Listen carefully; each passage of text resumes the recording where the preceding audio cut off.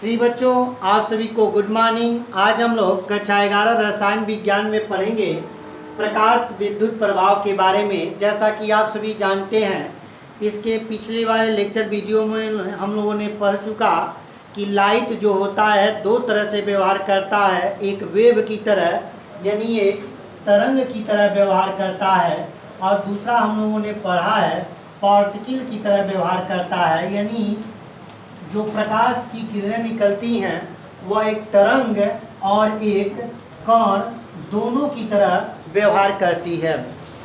आज हम लोग पढ़ेंगे, इसको पढ़ने के बाद ये सिद्ध हो जाएगा कि प्रकाश की जो रेडिएशन निकलती है वह एक वास्तव में कण के रूप में निकलती है। अर्थात इसके पढ़ने से ये सिद्ध हो जाएगा कि रेडिएशन ऑफ लाइट एक पार्टिकल नेचर की तरह व्यवहार करती है।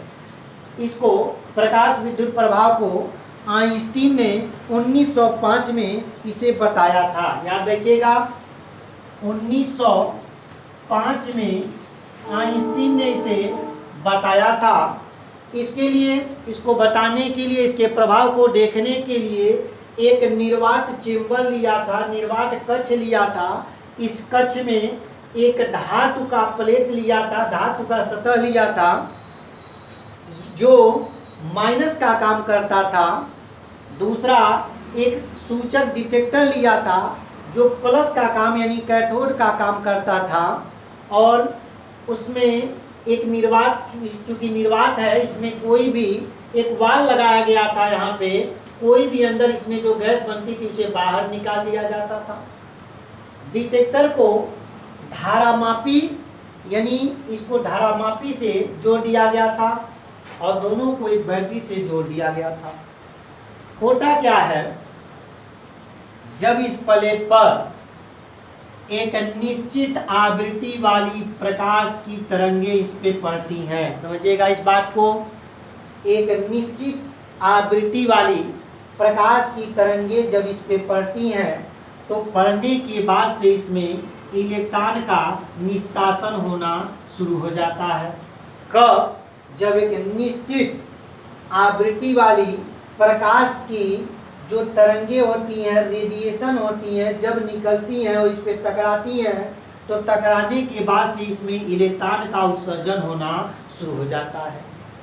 जब इस आवृत्ति की जो फ्रीक्वेंसी है अगर उसको कम रखा गया, उसकी आवृत्ति को कम कर दिया गया, रेडिएशन की फ्रीक्वेंसी को कम कर दिया गया, जब टकराया तो इलेक्ट्रॉन बाहर नहीं निकला।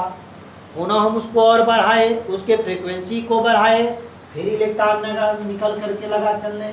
यानी इसकी धातु से टकरा करके जब प्रकाश की रेडिएशन निकली और टकरा करके इलेक्ट्रॉन निकलने लगे तो देखा गया कि जब फ्रीक्वेंसी को कम कर दिया जाता था तो इलेक्ट्रॉन का निकलना बंद हो जाता था।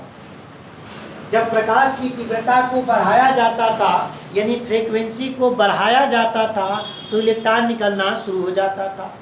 कहने का मतलब ये है कि इलेक्ट्रॉन एक निश्चित फ्रीक्वेंसी पर ही इलेक्ट्रॉन का उत्सर्जन करता था।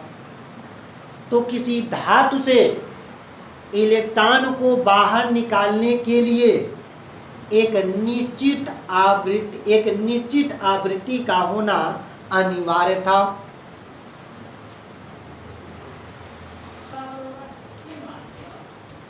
आप लोगों ने पढ़ा है कि जब एक प्रकाश की फ्रीक्वेंसी को, लाइट की फ्रीक्वेंसी को उच्च कर दिया जाता है तो प्रकाश की फ्रीक्वेंसी जब इससे पड़ती है और टकराती है तो टकराने के बाद बिना टाइम लिए यानी टाइम लॉस किए ही इलेक्ट्रॉन का उत्सर्जन शुरू हो जाता है।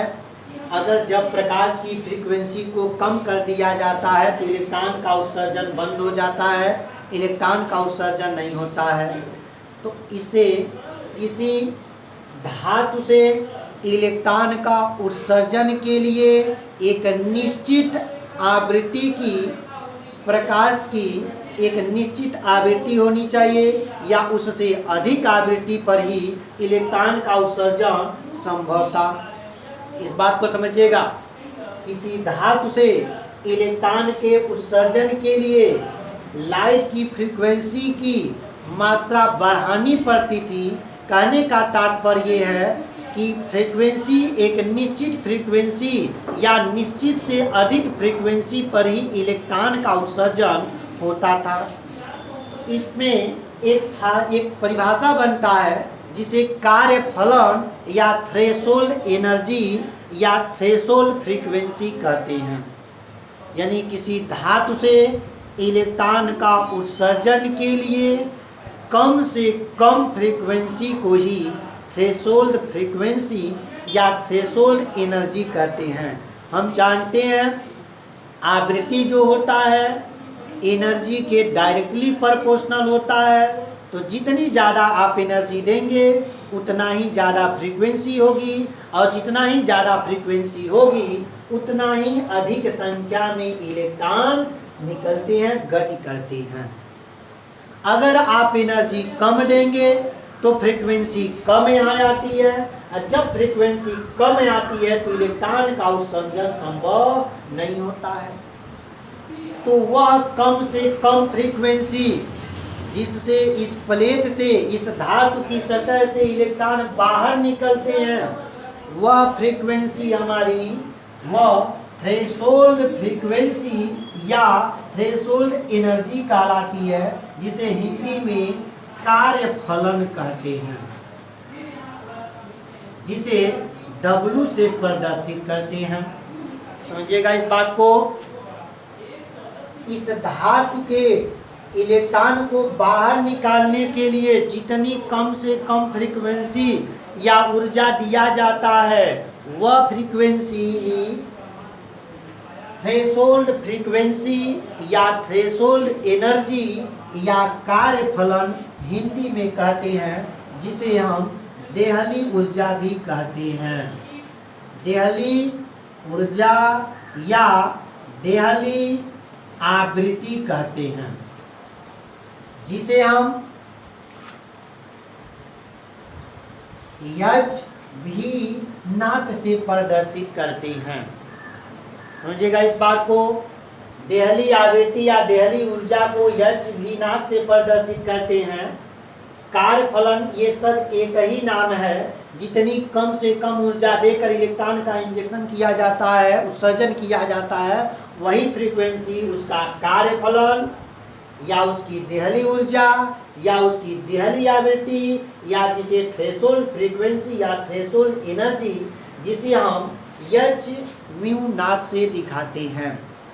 अब हम लोग आगे जानते हैं, आप पढ़े होंगे, इसको साफ करते हैं। आप पढ़े हैं एच बराबर ई बराबर एच इंटू भी होता है। एच और भी के गुणनफल को ही एनर्जी कहते हैं, आप जानते हैं। तो डेल ई कितनी एनर्जी में परिवर्तन हुआ, उसकी एनर्जी और उसके कार्य फलन के अंतर को ही एनर्जी ऊर्जा में परिवर्तन करते हैं। तो हम लिख सकते हैं एच भी माइनस एच भी नॉट, ये हमारा ऊर्जा में परिवर्तन हुआ। दूसरी चीज हम जानते हैं एक दूसरे के प्रोपोर्शनल होते हैं। तो एच भी बराबर लिख सकते हैं कार्यफलन माइनस काइनेटिक एनर्जी। अभी आपने पढ़ा है जब एक निश्चित आवृत्ति के जब निश्चित फ्रीक्वेंसी के आकर के धातु से टकराते थे तो इलेक्ट्रॉन बाहर निकलते थे। तो जितनी एनर्जी लेकर के ये बाहर निकलते हैं वो इलेक्ट्रॉन को दे करके, जिसे इलेक्ट्रॉन गतिज ऊर्जा में चेंज हो जाती है, जिसे काइनेटिक एनर्जी कहते हैं। एच भी बराबर h mu naught minus kinetic energy को हम लिख सकते हैं हाफ एम भी स्क्वायर। आगे लिख सकते हैं एच भी बराबर h mu naught minus H mu not को कार्यफलन कहते हैं 1/2 एम ई लिख सकते हैं, क्योंकि इलेक्ट्रॉन की गतिज ऊर्जा है तो ई हो जाएगा, इनटू भी स्क्वायर हो जाएगा। यह हमारा एक फार्मूला तैयार हुआ। आगे एच बी को हटा करके एक और फार्मूला बन जाएगा, E बराबर h mu naught minus 1/2 m e into v square, जहाँ एम ई इलेक्ट्रॉन का द्रव्यमान है, भी इलेक्ट्रॉन की वेलोसिटी है, एच बी म्यू नॉट जो है कार्यफलन है, और एच बी इलेक्ट्रॉन की यह जो है ऊर्जा है।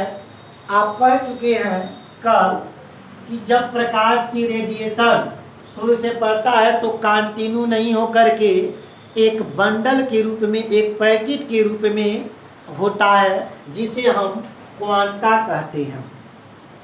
यानी E बराबर एच बी कभी भी इलेक्ट्रॉन का, यानी जब सूर्य की किरणें से जो रेडिएशन निकलती हैं, किरणें निकलती हैं, हमेशा जो उसकी एनर्जी होगी हमेशा E या एच भी के बराबर होगी। कभी भी 1.2 एच बी नहीं निकलती है, कभी भी 0.35 एच बी नहीं निकलेगा। जब भी निकलेगा या तो एच बी निकलेगा, या 2 एच बी निकलेगा, या 3 एच बी निकलेगा। कहने का मतलब ये है कि एक बंडल के रूप में निकलते हैं।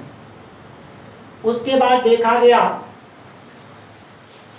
कि जब प्रकाश का रेडिएशन, जब लाइट पड़ता था, धातु की सतह पे पड़ता था, तो अगर इसकी इंटेंसिटी को, यानी इसकी तीव्रता को बढ़ा भी दिया जाता था, फ्रीक्वेंसी को नहीं बढ़ाया जाता था, फ्रीक्वेंसी कम रखा जाता था, केवल प्रकाश की तीव्रता को बढ़ाया जाता था, तो आकर के टकराने के बाद इलेक्ट्रॉन का उत्सर्जन नहीं होता था। जबकि ऐसा सिद्ध है कि अगर यह वेव की तरह व्यवहार करता तो इसकी तीव्रता को बढ़ाते तो इलेक्ट्रॉन का उत्सर्जन संभव था। अगर फ्रीक्वेंसी को कम भी रखते, केवल प्रकाश की तीव्रता को बढ़ाते, तब भी इलेक्ट्रॉन का उत्सर्जन होता, परंतु ऐसा संभव नहीं हो रहा था। तो इससे सिद्ध हो गया था कि रेडिएशन जो होता है, प्रकाश का जो रेडिएशन होता है, रेडिएशन ऑफ लाइट का जो होता है, वह एक पार्टिकल की जैसा व्यवहार करता है। अगर तीव्रता से इलेक्ट्रॉन का उत्सर्जन संभव हो गया होता तो रेडिएशन को एक वेव नेचर की मदद करते, यानी एक मान लेते कि रेडिएशन जो होता है एक वेव है।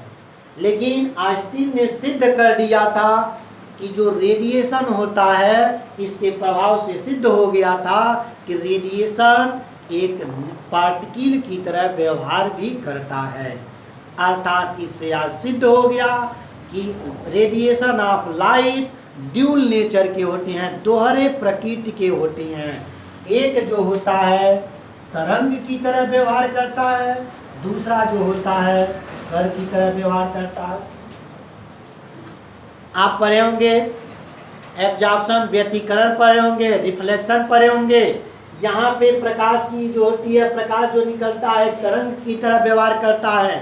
कल आपने ब्लैक बॉडी के बारे में पढ़ा था, आइंस्टीन ने यहाँ सिद्ध कर दिया विद्युत प्रभाव के बारे में। वहाँ पे जो प्रकाश का किरण निकल रहा था, वहाँ एक कण की तरह व्यवहार करता है। अर्थात प्रकाश का जो विकिरण होती हैं वो दोहरे प्रकृति के होते हैं, एक तरंग की तरह, एक वेव यानी एक पार्टिकल की तरह होती हैं।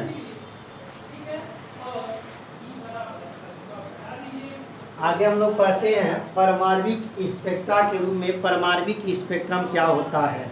जैसा कि आप सभी जानते हैं, प्रकाश की जो गति होती है उस माध्यम की प्रकृति पर निर्भर करता है जिससे वह गुजरती है। एक बार और समझिएगा, प्रकाश की जो गति होती है उस पर निर्भर करता है जिससे वह गुजरती है। अगर कोई प्रकाश है, अगर एक माध्यम से दूसरे माध्यम में जाती है तो जाने पर अपने मूल पथ से थोड़ा सा वह मुड़ जाती है। इसी को हम जिसे अपवर्तित कहते हैं। अब बात करते हैं, ये हमारे पास एक कोई वस्तु है जिसमें से इलेक्ट्रॉन का या इसमें तरंगदैर्घ्य का इमिशन होता है, उत्सर्जन होता है, जिसे कंटिन्यूअस स्पेक्ट्रम कहते हैं। ये वाइट लाइट है। वाइट लाइट जब पड़ता है तो यहाँ से जाने के बाद प्रिज्म में जाता है, और प्रिज्म में जाने के बाद अपने यह अलग अलग वेवलेंथ जिसे लैम्डा कहते हैं या फ्रीक्वेंसी भी कहते हैं, ये रूप में बट जाता है। कहने का मतलब ये है, जब व्हाइट लाइट सफ़ेद प्रकाश को प्रिज्म में से गुजारा जाता है तो प्रिज्म में से गुजारने के बाद तरंगदैर्घ्य या आवृत्ति के रूप में बट जाता है, या तो वेवलेंथ के बढ़ते हुए क्रम में या फ्रीक्वेंसी घटते हुए क्रम में। जब सेट किया जाता है तो जो सीरीज तैयार होगी उसे हम स्पेक्ट्रम कहते हैं। यहाँ पे एक डिटेक्टर रखा गया है, फोटोग्राफिक प्लेट है। जब यहाँ से स्पेक्ट्रम, यहाँ से कंटिन्यूअस स्पेक्ट्रम निकलती है तो प्रिज्म में आने के बाद से इसका कलर अलग अलग वेवलेंथों से अलग अलग महसूस होता है। ऐसे 1 2 3 4 5 6 7 इसमें 60 कलर में यहाँ दिखाई देती हैं। किसी का वेवलेंथ अधिक का था, किसी की फ्रीक्वेंसी कम थी, किसी का वेवलेंथ अधिक था, किसी की का फ्रीक्वेंसी कम था, किसी का फ्रीक्वेंसी अधिक था तो वेवलेंथ कम था। तो देखा गया इस प्लेट में यह जो डिटेक्टर लगाया गया है, जो यहाँ से निकलती थी स्पेक्ट्रम, कंटिन्यूअस स्पेक्ट्रम निकलने के बाद प्रिज्म में आने के बाद से बाहर निकलती थी, यह 7 कलरों में, 7 कलर में 7 रंगों में विभक्त हो गई। तो इसमें जो पहला बहुत से ऐसे तरंगदैर्घ्य जिसकी स्पेक्ट्रम थी जो मुड़ गई, मुड़ने के कुछ ऐसी थी जो मुड़ गई, जो कुछ ऐसी भी थी जो सीधे निकल गई, साफ दिखाई दे रही थी। जिनका वेवलेंथ कम था वह ज्यादा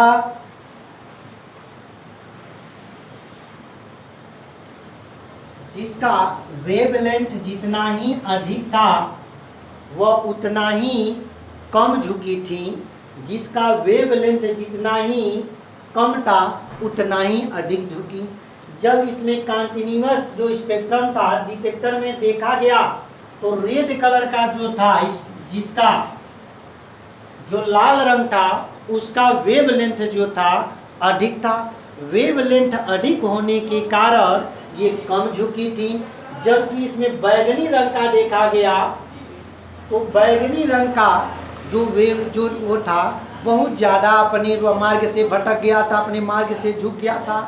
यही कारण है कि हर जगह खतरे का निशान रेड कलर का बनाया जाता है, क्योंकि इसका वेवलेंथ कम होता है तो ये वेवलेंथ अधिक होता है तो ये कम झुकता है।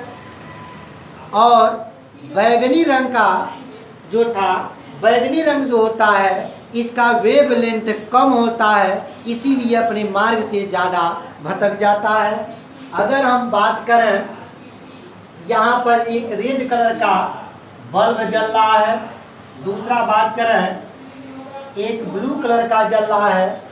अगर बहुत दूर तक आप चले जाएंगे तो यह आपके लाल रंग का जो कलर होगा आपको यहाँ से भी दिखाई देगा, जबकि बहुत दूर जाने के बाद से ब्लू कलर का जो रंग होता है, नीले रंग का जो होता है वह धुंधला दिखाई देता है। और दूर जाते समय अगर बहुत दूर चले गए तो यह दिखाई देना बंद हो जाता है। इसका कारण होता है कि लाल रंग का तरंगदैर्घ्य सबसे अधिक होता है, वेवलेंथ अधिक होने के कारण इसको बहुत दूर तक देखा जाता है, अपने मार्ग से कम विचलित होता है।